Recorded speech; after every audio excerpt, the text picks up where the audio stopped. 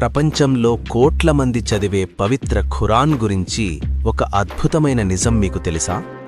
ఖురాన్లో మహమ్మద్ ప్రవక్త పేరు కంటే యేసుక్రీస్తు అంటే ఈసా అల్ మసీహ్ పేరు ఎక్కువసార్లు రాయబడింది అని మీకు తెలుసా?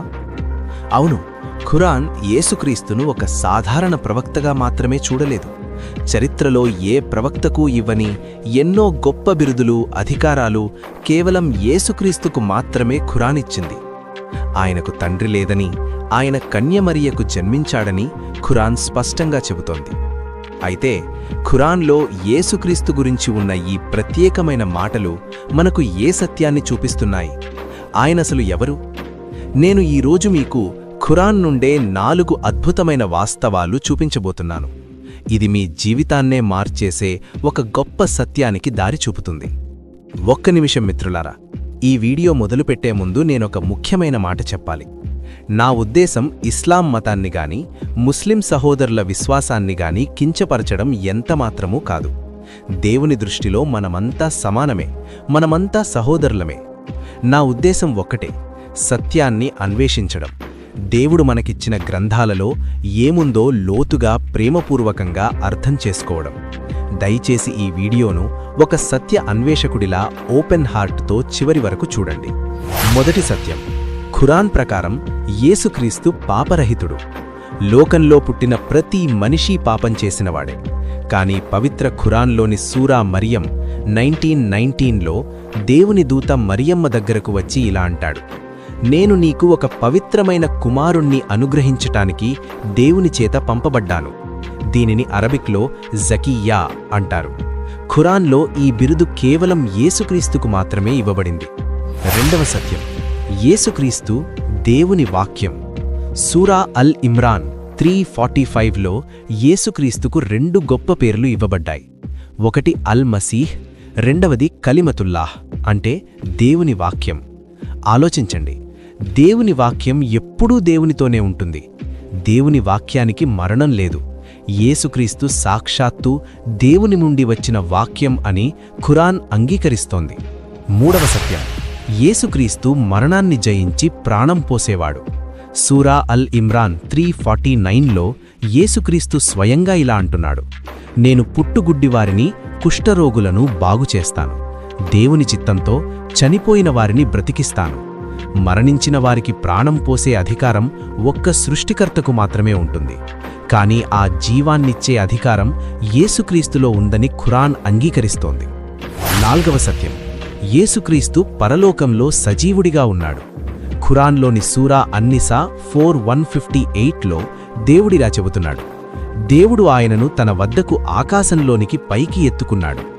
అంటే యేసుక్రీస్తు మట్టిలో కలిసిపోలేదు, ఆయన సమాధిలో లేడు. ఆయన ఇప్పుడూ దేవుని దగ్గర సజీవుడిగా ఉన్నాడు. అంత్యదినాలలో తీర్పు తీర్చడానికి ఆయన మళ్ళీ రాబోతున్నాడు. నా ప్రియమైన స్నేహితులారా, ఇప్పుడు మీ మనస్సాక్షితో ఆలోచించండి.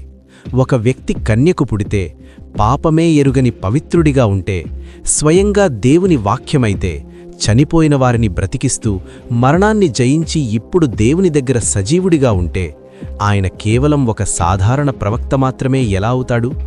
ఆయన అంతకంటే గొప్పవాడు కాదా? ఖురాన్ సూరా అల్ మాయిదా 5:46లో దేవుడిలా చెప్పాడు: మేము యేసుకు ఇంజీల్ను అంటే ద గాస్పెల్ను ఇచ్చాము. అందులో మార్గదర్శకత్వం, వెలుగు ఉన్నాయి. మరి ఆ ఇంజీల్ అంటే బైబిల్లోని సువార్త యేసు గురించి ఏం చెబుతోంది? యేసు ఎందుకు పాపరహితుడిగా పుట్టాడో ఇంజీల్ స్పష్టంగా చెబుతోంది. పాపంతో నిండిపోయిన దేవునికి దూరమైన మనల్ని కాపాడడానికి ఆ దేవుడే తన వాక్యాన్ని, కలిమతుల్లాహ్ను శరీరధారిగా ఈ భూమి మీదకి పంపాడు. ఆయనే యేసుక్రీస్తు. ఆయన మన పాపాల శిక్షను తనమీద వేసుకుని శిలువ మీద ఒక పవిత్రమైన బలియాగంగా అర్పించబడ్డాడు. ఆయన చిందించిన రక్తం ద్వారానే మనకు పాపక్షమాపణ కలుగుతోంది. మతం మనల్ని రక్షించదు మిత్రులారా. దేవునితో వ్యక్తిగత సంబంధం, ఆయన చూపించిన మార్గం మాత్రమే మనల్ని రక్షిస్తుంది. యేసుక్రీస్తు ఈసా అల్ మసీహ్ సజీవుడు. ఆయన ఈ క్షణమే మీ ప్రార్థన వినగలడు. ఆయన అంటున్నాడు: మార్గము, సత్యము, జీవము నేనే. ఈరోజు ఒక చిన్న ప్రార్థన చేయండి. మీ మనస్సులో ఎటువంటి పక్షపాతం లేకుండా సృష్టికర్తను ఇలా అడగండి: ఓ సృష్టికర్త, యేసుక్రీస్తు అంటే ఈసా అల్ మసీహ్ గురించిన అసలు సత్యం ఏమిటో నాకు చూపించు. ఆయన నిజంగా రక్షకుడైతే ఆయన ప్రేమను నాకు పరిచయం చెయ్యు. నన్ను సత్యం వైపు నడిపించు. ఆమేన్. ఆ దేవుడు ఖచ్చితంగా మీతో మాట్లాడతాడు. ఆయన వెలుగు మీ జీవితంలోకి వస్తుంది. ఈ సత్యం గురించి మీరు ఇంకా తెలుసుకోవాలనుకుంటే దయచేసి బైబిల్ అంటే ఇంజీల్ చదవడం ప్రారంభించండి. ఈ సందేశం మీ హృదయాన్ని తాకితే కమెంట్స్లో యేసే సత్యం అని టైప్ చేయండి. దేవుడు మిమ్మల్ని దీవించునుగాక. పాపమే ఎరుగని పవిత్రుడైన వాడెవరు? దేవుని యొద్ద నుండి వచ్చిన జీవవాక్యమెవరు? కన్య గర్భమున పుట్టిన ఆశ్చర్యకరుడెవరు? లోకానికి మార్గం చూపే సత్యవంతుడెవరు? ఆయనే కలిమతుల్లా, దేవుని సజీవ వాక్యం. ఈసా అల్ మసీహ్, ఆయనే యేసుక్రీస్తు, సజీవుడైన రక్షకుడు. ఆయనే యేసుక్రీస్తు, మార్గము సత్యము జీవము ఆయనే అని తెలుసుకో. నీ పాప భారం తీసే దేవుడని మనసారా నమ్ముకో.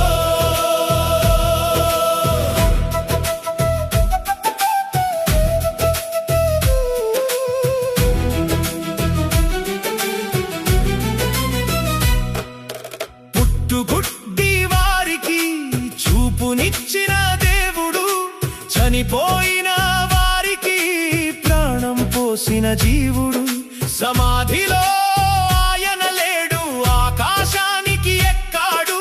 లోకానికి తీర్పు తీర్చ మళ్ళీ రానయ్యున్నాడు. ఆయన సాధారణ ప్రవక్త కాదు, సర్వాధికారి. ఇంజీల్ సువార్త తెలిపే అసలైన సత్యమిదే. నీ పాపము కొరకు ఆయనే బలియాగమయ్యాడే. ఆయన చిందించిన రక్తమే నీకు రక్షణ కవచం. యేసయ్యను నమ్ముటయే పరలోకపు మార్గం. యేసయ్యను నమ్ముటయే పరలోకపు మార్గం. Strength in grace. It's all about Jesus.